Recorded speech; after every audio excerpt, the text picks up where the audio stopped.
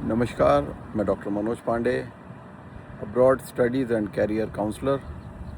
Legal education and media consultant. मेरे पास कई पेरेंट्स ने मुझे लिख कर के पूछा कि हम बच्चों को अपने पढ़ाना तो चाहते हैं विदेशों में, मगर हमारे बच्चे वहाँ रहेंगे कैसे, कौन उनका ख्याल रखेगा। तो मैं उन पेरेंट्स के लिए ये बात अपने इस वीडियो में बताना चाहता हूँ कि ऐसे बहुत सारे देश हैं जहाँ पर 18 साल के बाद लगभग 2 साल के लिए आर्मी सर्विसेज जो अपने देश के लिए लोग करते हैं वो कंपलसरी होता है। और वो इसलिए नहीं होता कि उनके पास आर्मी की कमी है या उनके पास फोर्स की कमी है,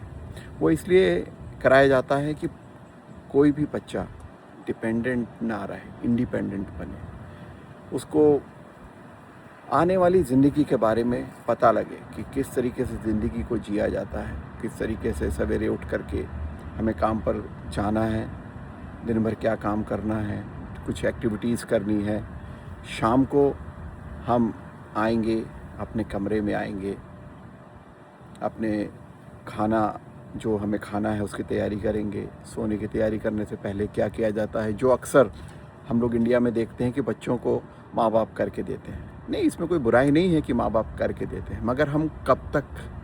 आखिर कब तक करके उन बच्चों को देंगे। तो जो अब्रॉड स्टडीज़ के लिए आ रहे हैं, तो ये मान के चलिए अगर कोई मास्टर्स के लिए आ रहा है या अगर कोई 12th के बाद भी आ रहा है, तो ये उनके लिए एक बहुत अच्छी